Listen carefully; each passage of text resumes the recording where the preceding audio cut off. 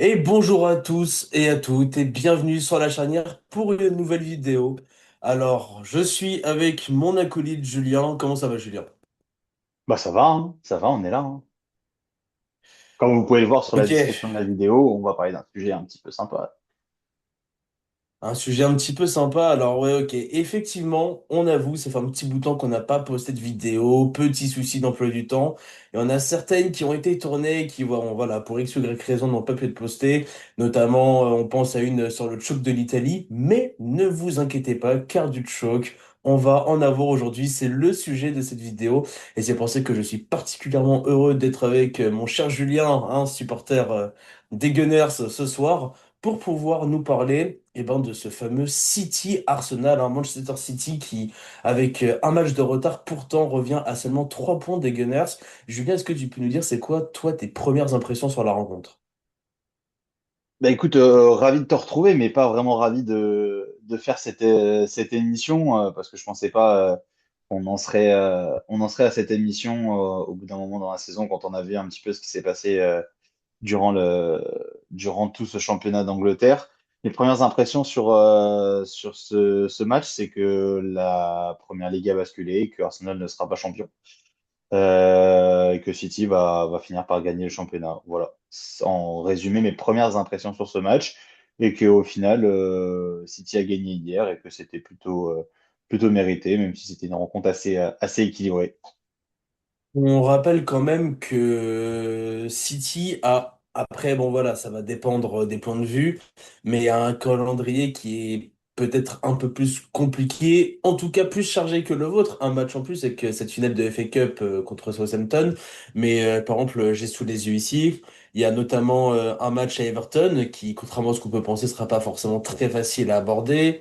Euh, un tout dernier match aussi pour clôturer cette campagne de Première Ligue face à Aston Villa à domicile. Alors que d'un autre côté, celui d'Arsenal semble un petit peu plus light. Pour toi, quand même, tu estimes que City, à 100%, sera champion d'Angleterre. Tu penses pas que, par exemple, Arsenal peut faire le 5 sur 5 et garder un petit peu ce différentiel de but et pourquoi pas de points? Bah, alors, comme tu l'as dit un petit peu, la problématique, c'est que Arsenal doit faire 5 sur 5. Sur les 6 derniers matchs de Si City compétition ne fait pas qualifiée. 5, si City fait 5 sur 5, c'est même pas dit qu'ils le feront. A priori, mais on peut se dire que là aujourd'hui il y a 3 points de retard pour City sur Arsenal, mais un match en moins aussi à jouer contre Crystal Palace à l'Etihad Stadium. Euh, Moi je vois pas Arsenal gagner tous ces matchs d'ici la fin de saison, et notamment le week-end prochain un déplacement à Newcastle qui va être très très très compliqué. Newcastle qui est globalement la bête noire en plus de d'Arsenal, tandis que Manchester City a l'habitude de finir très très fort ces saisons. Ils sont débarrassés entre guillemets de la Ligue des Champions. Ils peuvent faire. Newcastle voulait jouer à domicile, je crois. Voulait jouer chez vous, il me semble. Oui, mais j'ai dit à Newcastle. Ouais, ouais, ouais, ouais, t'as dit On joue, Newcastle. on les joue effectivement à domicile, mais Après, d'un autre côté, c'est vrai que je suis désolé, je me permets, mais c'est vrai que j'ai oublié de parler du fait que les Gunners sont toujours en lice pour la Ligue des Champions. Donc c'est vrai il va quand même y avoir ça. des matchs à haute intensité à jouer en plus. Et peut-être qu'un choix devrait être fait. T'es sûrement mieux renseigné que moi là-dessus, mais est-ce que tu penses que les deux fronts sont tenables? Bah, je pense tu peux pas faire de choix quand tu joues pour la Première Ligue et que tu arrives en demi-finale de la Ligue des Champions, où globalement, en plus, tu tombes sur peut-être l'équipe parmi les 4 restants qui semble la plus abordable, enfin, en tout cas parmi les 3 restants en dehors de toi. Mais je vois surtout pas Arsenal faire le plein en championnat, alors que City, on a l'habitude qu'ils fassent le plein en championnat sur les fins de saison, globalement toutes les saisons où ils ont lutté pour le titre. Ils ont très très bien fini avec notamment, on se rappelle, cette saison à 98 points, où Liverpool avait 97, où City gagne 14, ses 14 derniers matchs de championnat. Ils font full victoire sur les 14 Ah, mais dernières rencontres. c'est terrifiant. Je pense que franchement, à l'avenir, bon, déjà, je pense que les esprits commencent à s'éveiller un petit peu sur ce qui a été le Manchester City de ces dernières années, mais faut se rendre compte quand même de ce qu'a fait cette équipe et même de l'abnégation mentale dont sont capables les joueurs de City depuis toutes ces dernières années, en vérité. C'est ça, et puis la dernière de Guardiola, la possibilité de faire le triplé, et puis là, ils ont clairement la dynamique avec eux, tandis que Arsenal a beaucoup de mal ces derniers temps à ne serait-ce que gagner des matchs. Une seule victoire sur les 6 dernières rencontres, toutes compétitions confondues, donc ça remonte à la finale de Cup déjà perdue contre City. Donc oui, je pense que en tout cas, c'est pas dans les pieds d'Arsenal. C'est si Arsenal finit champion d'Angleterre, ce sera parce que City aura donné la possibilité à Arsenal de les battre. Ce que je ne Parce crois pas. En que plus, il y a qu'un seul but d'écart en faveur d'Arsenal dans la différence de but. Il suffit que Manchester City gagne contre Crystal Palace et en fait, soit ils reviennent à égalité, soit ils passent devant la différence de but. Donc même ça, il y a pas de marge pour Arsenal. Donc non, pour en moi, la vérité, saison a tourné. quand même, au final, la chance d'Arsenal là-dedans, c'est que, enfin, la chance dans le malheur actuellement, c'est que, en vérité, ils ont encore leur destin entre leurs mains. En vérité, les deux équipes ont leur destin entre leurs mains. Dans le sens où il n'y en a pas une qui va devoir désespérément courir après l'autre et dépendre des résultats de l'autre. La vérité, c'est que si Arsenal arrive à faire le 5 sur 5 théoriquement, ils sont censés pouvoir être champions d'Angleterre, mis à part s'il y a un différentiel de but absolument monstrueux. Mais ce que je veux dire, c'est que aucune des deux équipes n'est larguée, et pour moi, ça promet vraiment d'être très, très, très intéressant. Oui, c'est vrai. Arsenal a encore son destin entre ses mains. S'ils parviennent à gagner les 5 derniers matchs de championnat, ils devraient pas être loin de l'emporter au final, puisque tu seras au minimum à égalité avec Manchester City. Mais bon, il faut voir si ce 5 sur 5 est possible avec, comme tu l'as dit, cette double confrontation en Ligue des Champions qui va laisser des traces, au moins physiquement et si ce n'est mentalement, si tu parviens pas à aller à Budapest pour la finale de Ligue des Champions contre le Bayern ou le PSG. Donc voilà, moi je pense vraiment que la saison a pris un tournant qui est pas loin d'être définitif hier, malgré la situation au classement où Arsenal aujourd'hui, quand on regarde le classement, est toujours leader, a toujours 3 points d'avance avec City qui n'a pas encore gagné son match en retard contre Crystal Palace à domicile. Match d'ailleurs qui n'a pas été Ça, programmé encore, puisqu'on attend que Crystal Palace finisse soit sa saison européenne, soit éliminé. en tout cas, c'est très bien dit. C'est vrai que cette Ligue des Champions va être assez déterminante. Et en tout cas, moi, ce qui, à mes yeux, donne quand même un gros intérêt au-delà du fait que, bon, bah voilà, on peut potentiellement avoir une nouvelle première ligue qui se jouerait sur le dernier match, dans les derniers instants, comme on avait pu avoir par le passé avec ce sacre légendaire de City.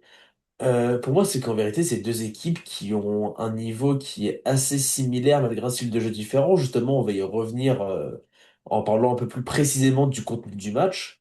En vérité, malgré la défaite, Arsenal est très loin de faire un mauvais match. En vrai, je sais pas ce que t'en penses, mais Alors, Arsenal fait un match, c'est un match assez équilibré hier entre City et Arsenal. Et Arsenal, en tout cas, fait un bien meilleur match en finale de Cup où City s'était imposé 2-0. D'ailleurs, les deux équipes font un meilleur match qu'en finale de Cup.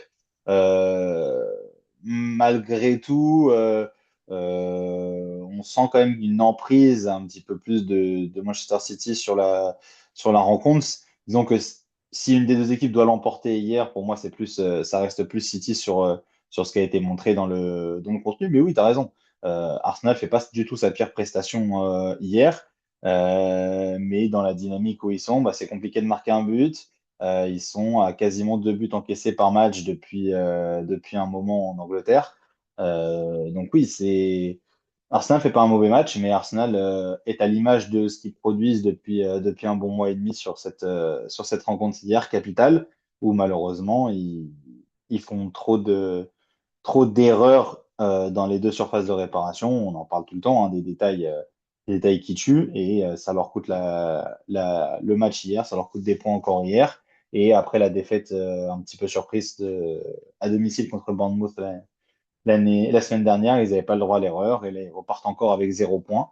Donc oui, forcément, tu laisses passer vraiment une grosse, grosse opportunité. Si Arsenal faisait match nul, euh, je te dirais peut-être pas ça aujourd'hui parce que même si le contenu a été à l'avantage de City, bah, tu aurais toujours cet écart, ce match-là de points. Mais aujourd'hui, ça me paraît très, très compliqué pour aller gagner enfin ce titre 22 ans après. Justement, je voulais t'en parler avant d'entrer un petit peu plus en détail dans l'analyse précise de ce match.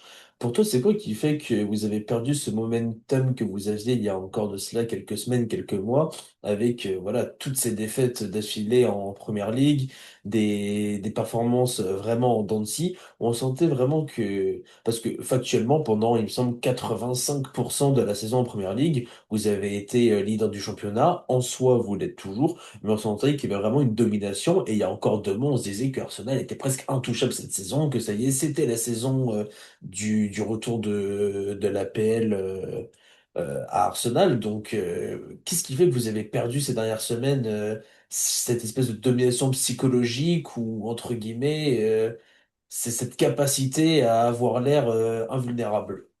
Je sais pas si tu te souviens, mais quand on a fait les premières vidéos de cette chaîne, on a parlé de nos attentes en 2026. On était tous les deux assez d'accord pour dire que Arsenal allait être champion cette année. Et moi, j'avais été peut-être un petit peu présomptueux à ce moment-là où j'avais demandé deux trophées pour la saison C'est vrai. en disant que ne parler que du titre, c'était presque trop facile et c'était pas pour pas assez se mouiller. C'était bien drôle à l'époque puisque finalement, bah, on est 3-4 mois plus tard en se disant que en fait, ils vont peut-être pas avoir du tout de trophée, même si c'est encore bien engagé dans deux de ceux-là. Qu'est-ce qui a changé? Je dirais que d'abord, il y a de la réussite défensive qui a changé. Comme je te l'ai dit, ça fait un moment où Arsenal prend quasiment 2 buts par match. Alors, si tu enlèves les matchs du Sporting, là, depuis le retour de la trêve internationale, c'est 2 buts pris à tous les matchs. C'est 2 buts contre City en Cup, c'est 2 buts contre Southampton en Cup aussi, c'est 2 buts à domicile contre Bournemouth et c'est 2 buts encore contre Manchester City. Et c'est quelque chose qui a vraiment changé dans la dynamique d'Arsenal. On se souvient en octobre, la période où Arsenal n'a pas encaissé de but pendant quasiment 10 rencontres, où ils avaient pris à peu près un tir cadré en trois ou quatre semaines avec entre 8 et 10 matchs, où vraiment on avait cette emprise psychologique défensive d'Arsenal, où on se disait qu'en fait le bateau était quasiment insubmersible, et ils avaient cette réussite-là offensivement pour marquer sur coup de pied arrêté, sur un ballon qui traîne, où ils étaient assez. C'était pas un jeu flamboyant, mais ça suffisait pour gagner les matchs et pour marquer. Il n'y a plus cette réussite-là, et notamment défensive. Et ils prennent trop de buts trop vite dans les matchs. Là, hier, contre City, c'est un but au bout de 15 minutes. Et bah, ça tue un peu les plans de jeu d'Arteta qui sont plus basés depuis un moment sur la solidité défensive et sur le fait de maîtriser les aspects de la rencontre. Ils ont plus cette stabilité défensive. Du coup, bah, leur plan de jeu part à volo. Et là, Arsenal devient beaucoup plus vulnérable. C'est vrai qu'on ressent plus cette friabilité défensive, la preuve étant que hier, on l'a très bien vu, la capacité qu'avaient des joueurs, alors tout aussi talentueux soit-il, comme Ryan Cherki ou encore Jérémy Doku dans la zone défensive des Gunners. J'ai trouvé ça assez impressionnant. Je pense qu'il y a eu beaucoup d'erreurs, de déchets techniques, même notamment à la relance, qu'il n'y avait pas il y a encore de cela quelques saisons. Mais après, il y avait quand même une tactique qui avait été mise en place par Pep qui était assez intéressante, notamment toute la pression qui a été mise sur la petite doublette Rice-Zubimendi, particulièrement sur Zubimendi, on voyait que voilà, il y avait toujours deux, trois joueurs qui essayaient d'aller presser dessus parce que voilà, c'est l'une des rampes de lancement de cette équipe d'Arsenal. Pourtant, il ne fait pas factuellement un mauvais match, Rice non plus, mais on va dire que je les ai trouvés vraiment étouffés et on va dire que tout ce jeu de transition et tout ce qui faisait de base la force d'Arsenal, qui était vraiment voilà cette capacité à ressortir proprement, à faire de belles transitions vers le camp adverse, et ben là j'ai l'impression que Pep a vraiment trouvé la solution. Donc on voyait qu'il y avait très régulièrement Haaland, Semenyo qui allait presser Zubimendi, Declan Rice. Bernardo Silva fait un très gros match défensif aussi, paradoxalement, lui qu'on voit plutôt performer sur le plan offensif, et lui pour le coup, à la pression, à la sortie, je l'ai trouvé assez fort. Donc ouais, je te rejoins là-dessus, c'est vrai que beaucoup plus de déchets de la part d'Arsenal, mais d'un autre côté, je pense pas que ce soit véritablement, entre guillemets, comment expliquer? Je pense qu'en fait, ces déchets ont été provoqués par l'adversaire plutôt que des fautes individuelles de la part des joueurs. Donc peut-être que le duel il a aussi été remporté tactiquement par Pep. Peut-être, la- ce que tu dis, on l'a surtout vu sur la finale de Cup où vraiment Pep a vraiment eu sa main mise, a eu une emprise sur Arteta, où il allait vraiment presser très très fort ce duo Zubimendi-Rice qui a été pris dans cette finale. On l'a un peu moins vu hier, où, comme tu le dis, Zubimendi ou Rice ont fait plus de bons choix balle au pied, ont été un peu moins mis en difficulté, et surtout Arsenal qui a été plus agressif et plus offensif dans comment dire, dans le pressing, justement. Le but de Arsenal vient de là, mais aussi quelques récupérations qui ont amené des occasions et quelques phases de transition qui ont réussi à mettre à mal cette défense de City. Mais malgré tout, bah, à part cette occasion ce but, pardon, de Havertz en contrant Donnarumma sur un bon pressing, Arsenal n'a pas été vraiment très, très, très dangereux. Il y a cette énorme occasion d'Havertz suivie du poteau de Eze en 2 minutes, juste avant le deuxième but de City. Mais sinon, Arsenal n'a pas réussi à mettre en danger réellement cette équipe de City, là où, euh, où les Citizens ont été beaucoup plus mordants en mettant à contribution l'équipe d'Arsenal. Et en fait, c'est peut-être au-delà d'un duel de coach, c'est peut-être un manque de talent aussi offensif et une différence en termes de joueurs sur le terrain, de qualité de joueurs sur le terrain qui Ça fait la justement, c'est différence. très intéressant. Ça, j'aimerais revenir là-dessus. Tu nous parles peut-être d'un différentiel de talent, notamment offensif. Individuellement, moi je trouve qu'il y a quand même des joueurs assez talentueux à Arsenal. Tu me parlais de Eze. Alors je regarde pas autant Arsenal que toi. Je suis pas aussi assidu, même de manière générale que toi sur la première ligue. Mais j'ai quand même l'impression que Eze, c'est un joueur qui a été, quand il a joué tout du moins, plutôt impactant cette saison.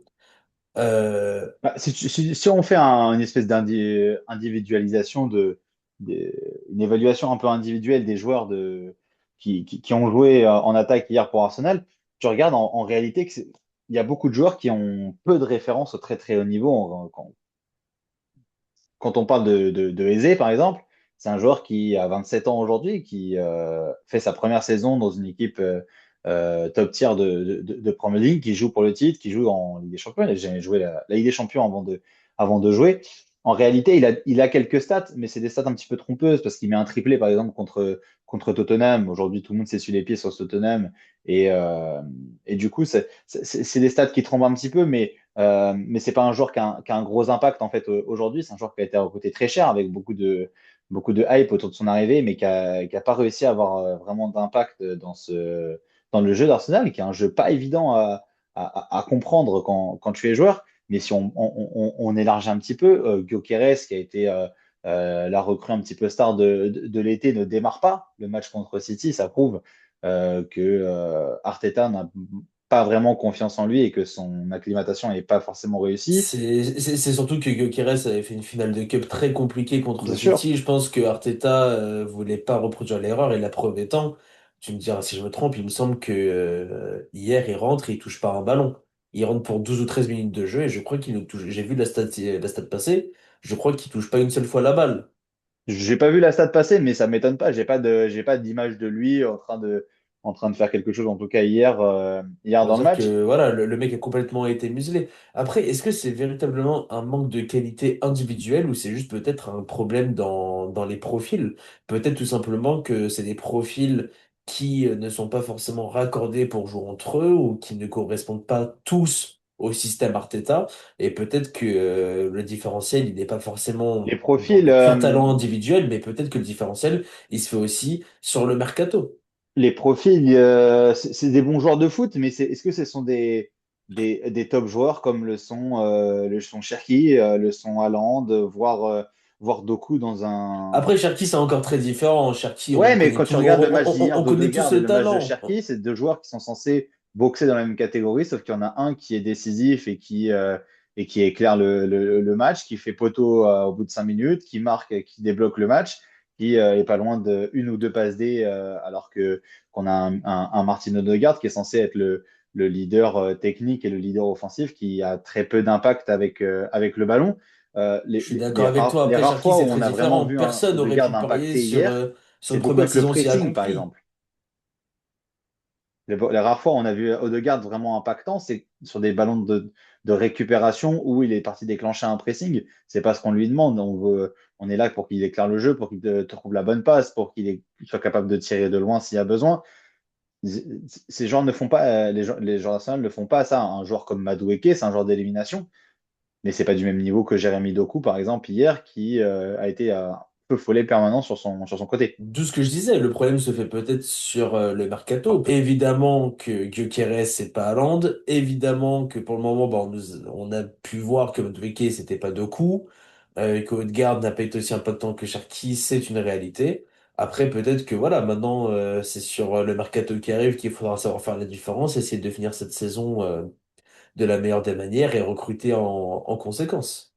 On regardait un petit peu les quatre équipes qui étaient en demi-finale de Ligue des Champions.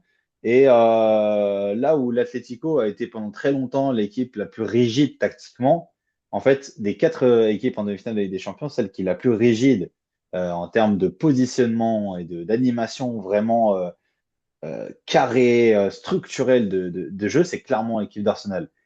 Et Je suis malheureusement, c'est entièrement d'accord l'équipe avec qui, toi. au moment où ça s'élève, est en train de baisser en termes de résultats. Quand on voit ce que font le Paris Saint-Germain et le Bayern Munich avec des joueurs qui ont des rôles extrêmement différents tout au long d'un match, on l'a vu avec notamment Dembélé et Kane qui jouent à la fois comme attaquant, mais aussi comme meneur de jeu, voire des fois comme milieu relayeur quand la situation le propose. On ne voit jamais ça, Arsenal. C'est un 4-2-3-1 très bien calé. Les joueurs sont tous à leur place. Le schéma de jeu de Arsenal, c'est simple. C'est on relance court, on trouve Rice dans l'interligne qui décale sur un côté pour aller chercher Odegaard. Odegaard qui choisit, on joue à gauche, on joue à droite sur l'ailier. L'ailier fait son 1 contre 1. S'il passe extérieur, c'est centre-retrait. S'il rentre intérieur, c'est soit il tente une frappe enroulée, soit il décale pour aller chercher l'autre côté. C'est tout ce que fait Arsenal. Tu Il n'y a pas reproches d'autre le manque chose. de fluidité tactique, en gros. En fait, c'est même pas de la C'est fluidité tactique, c'est plus de l'adaptation, comme tu le disais, soit à tes joueurs, soit au contexte, soit à l'adversaire. Arteta ne fait pas ça. L'a fait, l'a fait. Il y a des saisons où Arsenal jouait, où vous pouvez proposer d'autres choses.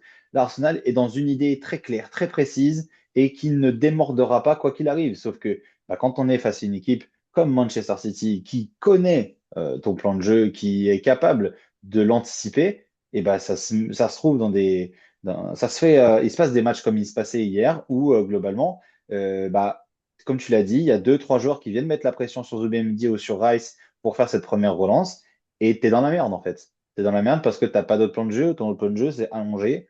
Bon, bah, Kai Havertz de la tête face à Kouchadov, il s'est fait manger. Voilà, au revoir, rideau, tu vois. Et dès que tu arrives à ressortir, oui, tu as deux, trois situations parce que tu as quand même des joueurs un petit peu talentueux. Eze, ça sait faire une passe. Havertz, Madueke, ça sait faire un bon appel, un bon contrôle. Mais au-delà de ça, parce que City joue en 1 contre 1 et que si tu arrives à casser une ligne, tu vas être dangereux. Au-delà de ça, il se passe pas grand-chose. Et oui, tu as deux occasions en 2 minutes en deuxième mi-temps, sinon, t'as pas grand-chose. Comme je te l'ai dit, t'as pas grand-chose. Et là où tu es bon, c'est dans le pressing. En dehors de ça, t'es pas bon. compliqué. Moi, j'aimerais revenir parce qu'on est obligé d'en parler sur les débuts de City, notamment sur le festival de Ryan Cherki. Ouais, magnifique. Absolument incroyable, sincèrement. Bon, forcément que tout le monde en a parlé, tout le monde en aura parlé. C'est pas un souci, on peut dire un petit mot là-dessus, nous aussi. Euh, Sincèrement, je n'aurais jamais cru, malgré son talent, qu'il s'adapterait aussi vite à la Première Ligue et à un système aussi engageant, tactiquement, physiquement, mentalement, tout que celui de Pep et de son équipe. Donc franchement, chapeau à Cherki qui marque un but absolument magnifique, qui témoigne déjà de, un, de son ambidextrie totale. On voit qu'il est vraiment à l'aise des deux pieds, dans les petits espaces, dans les grands espaces. hyper impressionnant, cette finition d'une précision extrême. Franchement, c'était magnifique.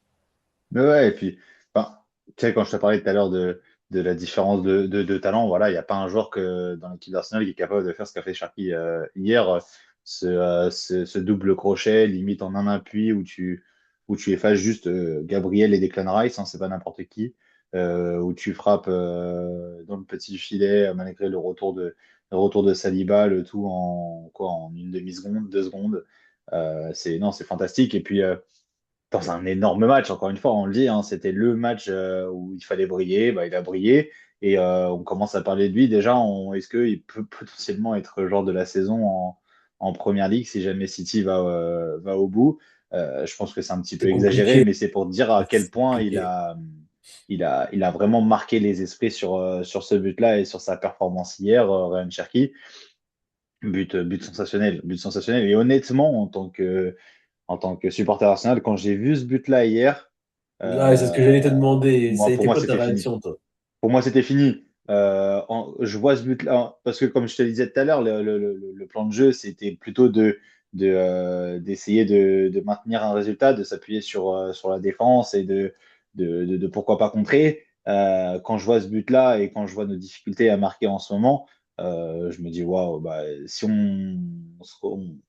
on tient sur une défense et que ce mec-là est capable de la péter en fait en une demi-seconde avec un double contact lunaire que seul Messi met dans ces moments-là quasiment. Je me dis, bah, voilà, c'est fini. C'est parce que Havertz égalise juste derrière avec une grosse erreur de Donnarumma. Et là, tu dis bon, allez, on switch et on oublie. Mais la vérité, c'est que surtout, je me dis, waouh, quelle chance d'avoir un joueur capable de faire ça dans ton Qui équipe. peut, en tout cas, postuler à cette place de titulaire indiscutable pardon, dans ce City pour l'année prochaine. Euh, Ça dépendra de la fin de saison, évidemment, mais voilà, on sait par exemple que Bernardo Silva va partir.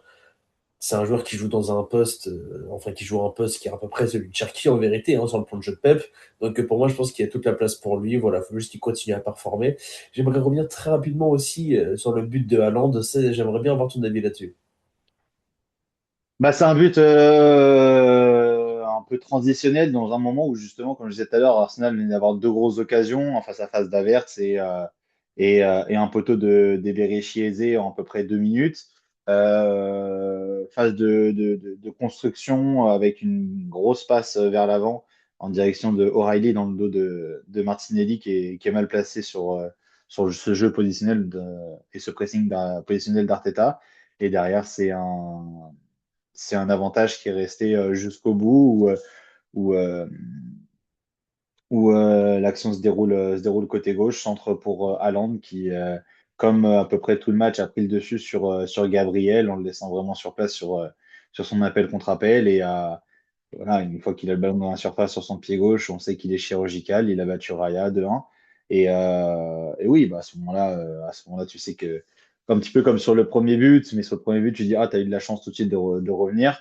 Et là, tu te dis, bah là, tu as laissé passer t'as laissé passer ta chance avec ces deux occasions où où tu peux passer devant, puis derrière, tu te fais punir. Tu sais que c'est globalement fini, mais c'est pareil. Quand tu vois ce que rate juste avant Kai Havertz, et ce qu'arrive à faire Erling Haaland sur cette occasion-là, bah voilà, tu te dis il y a une différence de niveau entre les deux équipes, entre les deux joueurs aussi.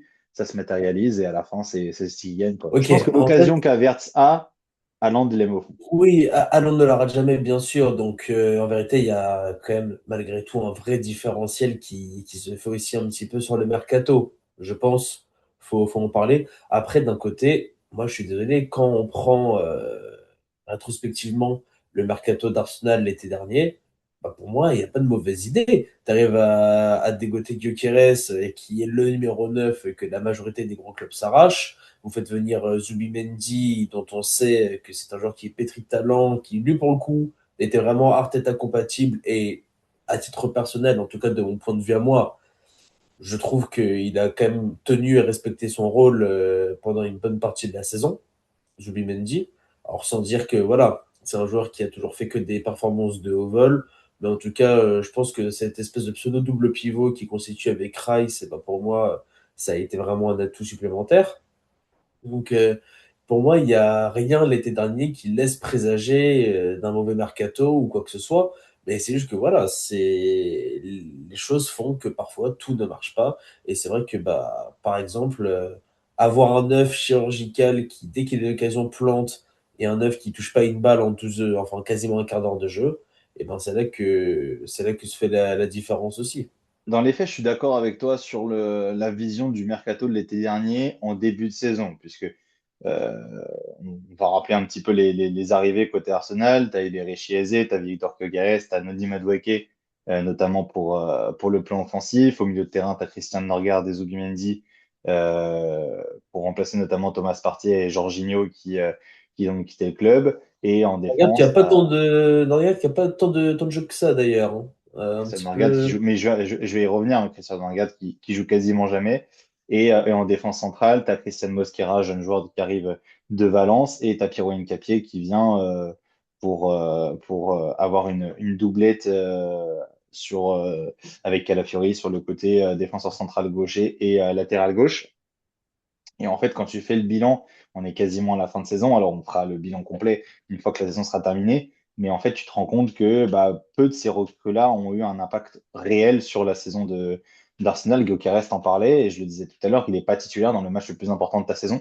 Je pense que ça dit beaucoup sur ce qu'a apporté ou ce que n'a pas apporté Victor Gyökeres à Arsenal cette saison. Noni Madueke, lui, était titulaire, mais il était là pour être plus une, euh, une option de banc, et on voit que dans ces gros matchs-là, bah, il n'est pas assez performant. Saka étant blessé, il est titulaire, mais bah, il ne state pas, il ne passe pas vraiment sur ces rencontres-là. Eze, Faudra on en revenir un parlait. petit peu sur Saka aussi tout à l'heure, rapidement. J'aimerais Ouais, qu'on bien mette sûr. un avis sur lui. Eze, on en parlait. C'est pas le moins intéressant de toutes ces recrues-là, mais il t'a pas fait passer un step que tu pouvais attendre à Arsenal, notamment dans son rôle de, euh, de meneur de jeu. Zubimendi, bon début de saison, à côté d'un Rice qui était vraiment flamboyant. Il a réussi à marquer des buts, à montrer qu'il était capable techniquement d'animer une animation avec ballon, sauf que depuis début 2026, c'est très, très, très, très compliqué. Christian Morgan, comme tu l'as dit, joue très, très peu, n'est quasiment pas utilisé par Arteta. Et au final, en fait, on se rend compte que dans toutes ces recrues estivales, il y a peut-être que Pierro Hincapié qui a apporté quelque chose à cette équipe-là, mais qui, lui, qui est dans un rôle défensif, et encore plus défensif que ce qui était un Calafiori ou un Maïs Lewis Kelly qui jouait beaucoup l'année dernière. Et T'estimes en par fait, exemple au que final, Eze, tu te il a pas dis, eu un véritable impact? pas tant que ça, pas tant que ça. Comme je te disais tout à l'heure, c'est beaucoup c'est- il n'a pas beaucoup de stats déjà. Il a réussi à marquer ce triplé contre Tottenham notamment. Il marque contre Leverkusen ce très beau but pour permettre à Arsenal de prendre l'avantage sur les deux matchs contre les Allemands en Ligue des Champions. Mais sinon, il n'y a pas vraiment de moment référence en dehors de ces deux-là pour Eze. Et dans ce sprint final, il ne fait pas du tout la différence. Il n'a pas du tout été vraiment ni passeur ni buteur sur ses dernières rencontres depuis la finale de Cup contre City, un petit peu gêné aussi par les blessures. Mais bah, si on compare un petit peu à ce qui était fait avant, est-ce que Eze c'est meilleur que Trossard ou Martinelli? Je suis pas sûr. Est-ce que Zubimendi c'est meilleur que Thomas Partey? Pour moi, non. Est-ce que Noni Madueke peut remplacer un Bukayo Saka qui est absent et qui fait pas une bonne saison? Bah, tu te rends compte que non. Et ça, plus ça, bah, t'en viens à te dire que dans une première ligue qui est pas forcément très très forte cette année, on l'entend un peu partout, où Liverpool chute, où Chelsea est aux abois, où Manchester United a encore raté une partie de sa saison et n'est pas en course pour le titre, où Aston Villa n'a pas réussi à maintenir un rythme pour être très très haut niveau, où Tottenham est relégable. Bah, tu te rends compte que Arsenal, malgré qu'ils avaient cette autoroute-là, bah, n'a pas forcément les capacités pour dominer cette première ligue-là. Et contre un City en transition qui fait une première partie de saison assez quelconque, bah, se retrouve à 5 journées de la fin, quasiment à égalité, et qui n'a plus le momentum, qui n'est plus favori pour le titre en tout cas.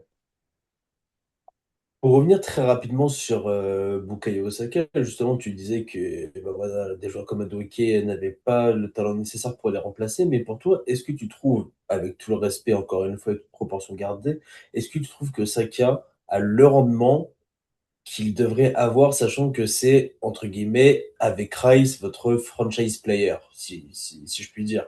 Entre guillemets, c'est censé être le fer de lance C'est celui qui a le plus des gros Gunners. contrat. C'est celui qui a le plus gros contrat. Donc oui, comme tu le dis, franchise player, évidemment. C'est le visage de l'équipe. C'est Martin Odegaard le capitaine, mais le vice-capitaine, c'est Bukayo Saka. C'est lui qui prend les penalties. C'est lui qui est sur toutes les affiches. C'est son maillot qui est le plus vendu, etc. Évidemment que ce joueur-là doit être un top player de Première Ligue et qu'il ne l'est pas cette saison. J'ai pas ses stats en tête, mais tu dois être à 4-5 buts grand max. À peu près pareil pour les passes D. Euh, je te le fais comme ça de tête. Un joueur qui a raté un bon nombre de matchs assez importants, qui a du mal à aussi se réinventer parce que on est passé sur la surprise de Bukayo Saka, dribbleur, qui a une bonne frappe. On a passé tout ça et là il rentre dans une partie de sa carrière où il doit se réinventer, où les équipes bah, font un système anti-Bukayo Saka, où ils le prennent à deux, où ils mettent un joueur vraiment très fort sur lui pour bloquer son rendement. Et qui est le plus responsable entre l'animation offensive, le manque de talent autour de lui et peut-être euh, le coach qui ne le met pas dans des bonnes dispositions et le joueur qui n'arrive pas à passer ce cap-là et on se demande est-ce que tu peux être capable de gagner avec Bukayo Saka en leader sur ton équipe. Je suis assez déçu évidemment de sa saison. Il y a plein de matchs où il aurait pu et dû faire la différence, où il n'a pas été bon et où tu te dis bah mince, même si même lui il n'est pas bon, ça va être compliqué. Pour autant, bah, tu étais toujours en tête de Première Ligue, hein. Ce qu'on disait souvent, c'est que malgré un Saka pas bon, un Odegaard quasiment absent tout le temps et des recrues qui sont pas hyper impactantes, tu es en tête de Première Ligue et C'est tu ça en devrais y fait, arriver. foncièrement. C'est que tu es toujours, même à l'heure actuelle, leader de Première Ligue, avec des joueurs qui n'ont pas le rendement attendu, avec des joueurs qui sont blessés. Et je peux comprendre que dans la tête d'un supporter d'Arsenal actuellement, ce soit compliqué de voir le verre à moitié plein plutôt que de le voir à moitié vide. Mais en vérité, d'un autre côté, bah, est-ce qu'il n'y a pas ce sentiment de il y a quelque chose à faire? À mon avis, ça voudrait dire encore croire à ce projet pour une nouvelle saison. Mais sauf que, je l'ai dit il y a 5 minutes, le titre de Première Ligue aujourd'hui était plus que jamais ouvert en fait. Parce que tu n'as aucune équipe qui, dans tes rivaux, a fait une saison pleine. Et si même dans cette saison-là, où aucun de tes rivaux ne fait une saison pleine, quand toi tu fais 3 fois deuxième, qui était censé être l'équipe qui est en progression sur les dernières années et qui doit aller chercher ce titre-là, c'est pas fait, encore une fois, hein. Arsenal est toujours en tête, a toujours 3 points d'avance. City a un match en retard, on l'a dit plusieurs fois. Mais si tu vas pas chercher ce titre-là, est-ce que tu peux croire encore à ce projet avec ces joueurs-là d'aller chercher ce titre qui te fait défaut depuis 22 ans? Justement, je voulais venir là-dessus. Tout à l'heure, tu me parlais justement de l'approche qu'avait eu Arteta de ce match et tu me parlais voilà, d'essayer de tenir un score, de se reposer sur la défense. On a vu que c'est un plan de jeu qui n'a pas marché. Peut-être que tout simplement l'erreur était là, au-delà de la qualité individuelle des joueurs. Peut-être que le plan de jeu n'était pas le bon. Peut-être que la stratégie n'était pas la bonne, que ce soit sur ce match-là, sur d'autres. Peut-être que quelque chose ne va pas. Ça fait pas mal de temps maintenant qu'Arteta est à la tête d'Arsenal. Et voilà, on sait tous très bien que si il ne ramène pas la Première Ligue ou la Ligue des Champions cette année, mais notamment la Première Ligue, qui pour le coup était le titre qui était atteignable, et ben il va être beaucoup, beaucoup plus remis en question qu'il ne l'a jamais été. Et c'est là que la question se pose, est-ce que cette équipe d'Arsenal devrait se séparer d'Arteta en cas de saison blanche ou pas selon toi? C'est une question très difficile parce qu'il y a plusieurs choses qui rentrent en jeu. Si on parle d'un fonctionnement de grand club, ce que aspire à être Arsenal, quand je te dis très grand club, c'est vraiment les très grands clubs qui sont chaque année dans les favoris pour le championnat domestique et pour la Ligue des Champions. Je me dis que 7 ans, comme l'a fait Arteta, sans gagner le championnat dans cette équipe-là, avec le nombre de recrutements, le nombre d'argent mis sur la table, Alors oui, la situation au départ était assez compliquée, mais où tu finirais, dans le cas où tu ne sois pas champion, 4 fois de suite deuxième, avec des styles de jeu différents, des approches différentes. Il y a 2 ans, Arsenal était aussi premier avec un jeu assez flamboyant, et puis tu t'es fait avoir sur de la naïveté en perdant des matchs où tu as essayé de jouer comme tu jouais d'habitude. Cette année, tu changes de paradigme où tu essayes d'avoir des bases très solides et gagner en étant très pragmatique. Si toutes ces approches ne fonctionnent pas et que malgré tous les recrutements et malgré tous les bons joueurs que tu amènes au coach, à la fin, le résultat est toujours le même. Peut-être que la question, oui, va se poser sur l'avenir de Mikel Arteta, mais un nouveau directeur sportif est arrivé aussi en fin de saison dernière, Andrea Berta, qui était à l'Atlético. Peut-être qu'il sera moins patient que les dirigeants l'ont été jusque-là avec Arteta. Peut-être que il voudra du sang neuf, il voudra apporter autre chose, il voudra un coach qu'il aura choisi. Surtout s'il y a pas de trophée au bout, et avec le scénario qu'il y a là. Et puis même la fanbase est en train d'un petit peu de se retourner contre l'idée de garder à tout prix Arteta, ou comme je te le dis, dans les fonctionnements de très très grands clubs, on l'a vu avec le Real Madrid par exemple cette année, ça marche pas, le coach il s'en va et on en prend un autre. Avec le Bayern, ça a été pareil avec Nagelsmann il y a 2 ans, etc. Je Je suis d'accord dirais, avec toi, de mon point de mais vue personnel, je dirais qu'il est en danger assez fortement s'il remporte pas la Première Ligue ou la Ligue des Champions cette année. Ouais. moi, alors, d'un côté, je suis d'accord avec toi, mais de l'autre côté, pour moi, le principal problème, c'est que là, demain, tu vires Arteta, tu prends qui comme coach qui est libre sur le marché et qui aspire, euh, entre guillemets, aux objectifs d'Arsenal, en fait. Est-ce qu'il y a un profil actuellement libre sur le marché qui est Arsenal compatible? Parce que factuellement, même la majorité des joueurs qui sont présents sont des joueurs qui ont été choisis pour Arteta, qui conviennent pour une partie au style Arteta, qui te dit que ça se passerait pas, comme tu l'as très bien dit, encore plus mal si un autre coach devait arriver. Et C'est tout- surtout, c'est toute la question. C'est toute la question. Est-ce que c'est plus facile de remplacer Mikel Arteta que de le garder et de croire que ça peut changer? C'est toute la question, et c'est la question que vont devoir se poser les dirigeants d'Arsenal s'il n'y a pas le titre au bout. Maintenant, des coachs, il y en a, des jeunes coachs qui fonctionnent et qui ont eu des résultats sur d'autres collectifs. ouais, mais est-ce que Euh, c'est d'un jeune coach dont tu as besoin Arsenal actuellement? Je dis pas qu'il faut forcément prendre un coach à l'ancienne qui a tout connu et qui limite a des idées de jeu et qui serait assez éloigné du football moderne. Je dis pas qu'il faut ramener un Mourinho à Arsenal, c'est pas ce que je te dis. Mais est-ce qu'un club qui aspire quand même à remporter la Première Ligue, à jouer le haut du panier en Ligue des Champions, est-ce qu'il faut pas prendre quand même un coach qui connaît un petit peu la gagne quand même et qui par a rapport l'expérience, par qui a rapport à l'expérience des gros l'identité, vestiaires? par rapport à l'identité du club, je pense qu'on est plus sur un joueur, sur un coach qui va avoir des idées de jeu et qui va essayer de grandir avec son équipe. C'est ce qu'a fait Wenger. Ça a été l'idée d'amener Unai Emery, c'était ça aussi, un coach qui n'avait pas encore gagné la très haute Je suis compétition. d'accord avec toi, mais ça veut dire que tu t'exposes au fait de encore devoir attendre 2 3 4 ans pour pour gagner enfin un titre majeur, alors que là, t'es à deux doigts, t'es factuellement à deux doigts d'en avoir. Je pense que Arteta en lui-même, dans sa tactique, dans son approche, n'est pas à 100% le problème. Effectivement, il y a peut-être des choses à régler sur le mercato. Peut-être qu'il souffre d'un manque d'adaptabilité et qu'il est un petit peu trop rigide tactiquement. Mais ça, après, c'est quelque chose, si lui-même arrive à se remettre en question, ça peut changer. Pour moi, le véritable problème, c'est que dans le cas de figure où Arsenal venait à faire saison blanche, pour moi, Arteta resterait de manière générale quand même compétent, mais ça serait plutôt euh, dans la tête. Je pense que lui, comme les joueurs qui ont déjà connu les désillusions des dernières années, souffrirait vraiment je sais pas comment expliquer, des effets secondaires en fait de tant de déception. C'est un petit peu comme à l'époque le Paris Saint-Germain en Ligue des Champions. Ces joueurs qui avaient connu les remontadas, les échecs permanents. Je parle des Verratti, Cavani, tous ces mecs-là. En fait, j'aurais peur que ça fasse la même chose en première ligue pour les Gunners. Et pour moi, c'est la seule chose qui ferait que Arteta devrait potentiellement partir parce que j'essaie d'y réfléchir.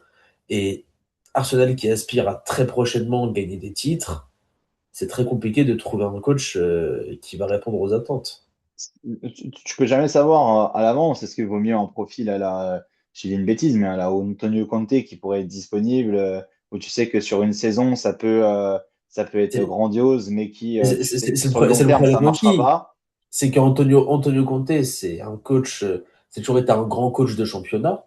On l'a même vu en première ligue avec Chelsea, Ouais, avec Chelsea, ouais. Un peu moins avec Tottenham, mais on l'a vu un petit peu avec Chelsea.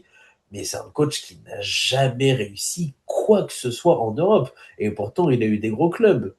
Bien sûr. Rien que cette saison avec un Napoli champion en titre, il accède même pas au 16e de finale. À l'époque, quand il entraînait la Grande Juve en Europe, c'était hyper compliqué. Même quand il est champion avec l'Inter, enfin, il n'a jamais réussi en Europe. Et Mais pour tu vois, l'équipe qu'Arsenal actuellement, je suis pas sûr qu'il faille un entraîneur forcément avec un gros statut, parce que bah, dans cette équipe d'Arsenal, il n'y a pas beaucoup de joueurs qui ont gagné en fait. Les joueurs qui ont gagné avec des champions, il n'y a que Kai Havertz je qui a parle gagné pas avec des forcément champions. d'un, je parle pas forcément d'un entraîneur avec un statut, je vais pas mettre de couver, mais je te parle d'un entraîneur qui connaît la gagne, qui va savoir comment faire gagner justement des jeunes expérimentés. Tu vois Ah, ce mais que je je veux pourrais te dire? dire qu'un Xabi Alonso, sur sa première expérience, bah, il a gagné avec Leverkusen. Je pourrais te dire que Compagnie, il a d'abord été dans des équipes qui jouaient le bas de classement avant de gagner avec le Bayern et peut-être de faire un doublé cette année. Que C'est Zidane, vrai que avant de souvent, c'est prendre le des Real, paris. C'est des il paris. avait pas d'expérience et tout. Je dirais que plus que ça, moi, je voudrais en tout cas, on fait un petit peu des plans sur la comète, mais si Arteta devait ne pas rester et parce que Arsenal n'irait pas au bout, donc ça fait déjà beaucoup de si, j'aimerais un entraîneur qui connaît la première ligue, qui va pas mettre du temps à s'adapter et qui a des idées de jeu qui permettent de retrouver l'ADN de cette équipe-là, du club qui est Arsenal, et, euh, et et comment dire, et qui soit dans ce foot moderne qui demande de l'adaptabilité, je vais y arriver.